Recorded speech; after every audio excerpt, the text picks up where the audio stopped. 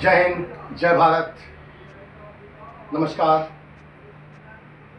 साथियों, जैसा कि आप सभी विगत कई दिनों से देख रहे हैं कि महाराष्ट्र के अंदर में मनसे के राज ठाकरे, उद्धव ठाकरे जो 20 सालों के बाद एक हुए हैं भारतीय जनता पार्टी की साथ में, क्योंकि सरकार भारतीय जनता पार्टी की है। महाराष्ट्र के अंदर में हिंदी न बोलने के कारण प्रवासियों को दौड़ा दौड़ा कर पीटा जा रहा है। साथियों, क्या आज अपने ही देश में हम सुरक्षित नहीं हैं? मैं पूछना चाहता हूं भारतीय जनता पार्टी की सरकार से, यह कौन सा अमृतकाल की बेला आई है कि जहां हिंदी को राष्ट्रभाषा माना जाता है और हिंदी की विरोध कर करके हिंदुओं को मारा जा रहा है। क्या राष्ट्र का यह अपमान नहीं? क्या राष्ट्र के साथ यह देशद्रोह का काम नहीं? हिंदी हमारी राष्ट्रभाषा है और हिंदी नहीं बोलने देना भी राष्ट्रद्रोह की श्रेणी में आता है। आज बड़ी बड़ी लंबी लंबी डींगे हाँकने वाली पार्टी कई दिनों से अब टीवी पे देख रहे हो कि दौड़ा दौड़ा कर पीटा जा रहा है। मैं पूछना चाहता हूं महाराष्ट्र सरकार के अंदर में, वहां भी तमिलनाडु के लोग, केरला के, कर्नाटक के रहते हैं, गुजरात के रहते हैं, उन्हें तो नहीं मारा जा रहा है, केवल और केवल यूपी बिहार के लोगों को टारगेट करके मारा जा रहा है। मैं आगाह करना चाहता हूं राज ठाकरे और उद्धव ठाकरे को कि यदि तुम्हारी मां ने दूध पिलाया है तो हमारे बिहार में जरा आ करके दिखाओ। अरे हम लोग रोजी रोजगार की तलाश में, क्योंकि हमारी सरकार निकम्मी है, हम किसी भी राज्य में जाकर के शांतिपूर्ण तरीके से अपना जीविका चलाना चाहते हैं। लेकिन यदि आप हमारे प्रवासी भाइयों को छेड़ोगे तो हम छोड़ने वाले भी नहीं। आप क्या सोचते हो? महाराष्ट्र आपकी बपौती है?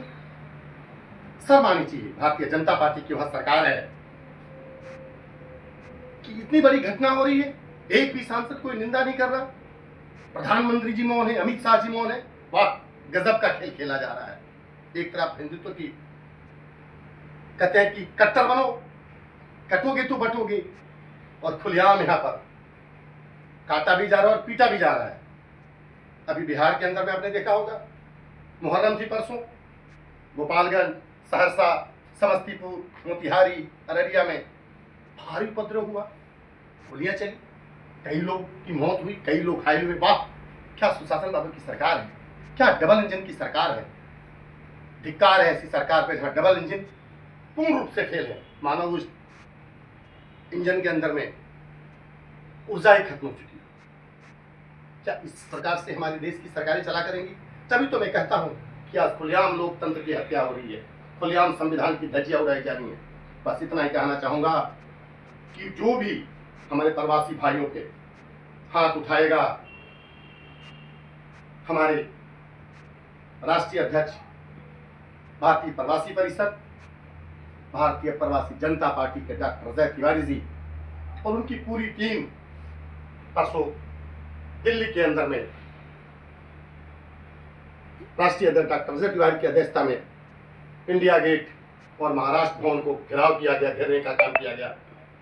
कनॉट प्लेस के अंदर हनुमान मंदिर के पास हम लोग शांतिपूर्ण तरीके से रहते हैं। यदि अपने पर आ जाए तो हम किसी भी सरकार के नाक में दम करने की हम क्षमता रखते हैं।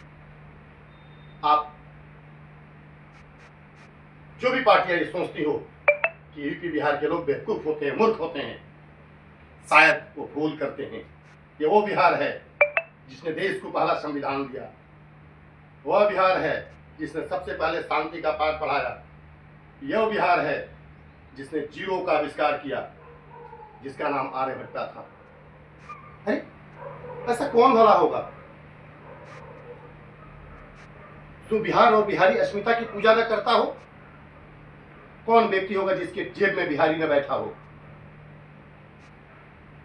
हमारे भारतीय करेंसी जो नोट है, उस नोट के ऊपर भी तो हमारा एक बिहारी सम्राट अशोक बैठा हुआ है। यदि सम्राट अशोक न हो तो नोट नकली माना जाता है। डिफेंस के अंदर में जिसके कंधे पे अशोक स्तंभ लग गया उसको जनरल सैल्यूट दी जाती है। मैं इतना कहना चाहूंगा कि सुधर जाइए, वरना भारतीय प्रवासी परिषद की टीम और भारतीय प्रवासी जनता पार्टी की पूरी सेना अभी तो महाराष्ट्र भवन को घेरा है। मुंबई में भी आने में देर नहीं लगेगी, ये मैं बताना चाहता हूं। हम सब्र करते हैं, इसका मतलब ये नहीं कि हमारी सीमाओं को तोड़ दी जाए। हम लोग लोकतंत्र और संविधान को मानकर चलने वाले लोग हैं। मैं खुद जिस जिले से आता हूं, देश रत्न डॉक्टर राजेंद्र बाबू संविधान के ये भी निर्माता थे, संविधान को लिखने का काम किया था, लेकिन आज उनके साथ भी अन्याय किया जा रहा है। गुजरात में मूर्ति वल्लभ भाई पटेल की लगाई जाती है, लेकिन जिला सिवान के जिला देवी उनकी मूर्ति नहीं लगाई जाती है। ये तो हमारे भारतीय जनता पार्टी की सोच है। हद है ऐसी नैतिकता का और शांति का पाठ पढ़ाने वाले लोग जो खुलेआम राष्ट्रद्रोह का काम करते हैं।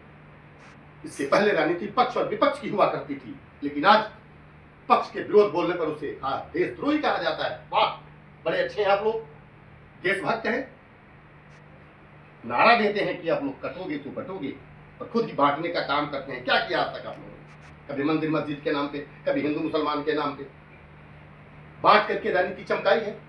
मैं ही कहना चाहूंगा, मेरी आवाज को जो सरकारें सुन रही हैं, कि महाराष्ट्र में जो हो रहा है इसे कृपया रोकने का काम किया जाए, अन्यथा क्या हो सकता है। कर्मधारी सिंह दिनकर ने कहा था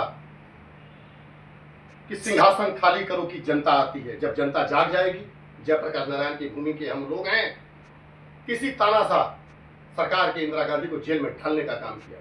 उस भूमि उस मिट्टी से हम लोग आने वाले लोग हैं। भगवान बुद्ध, भगवान महावीर, गुरु गोविंद सिंह जी जिन्होंने मुगलों के खिलाफ अकेले तलवारें उठाई थी, तो उस मिट्टी से आने वाले लोग हैं।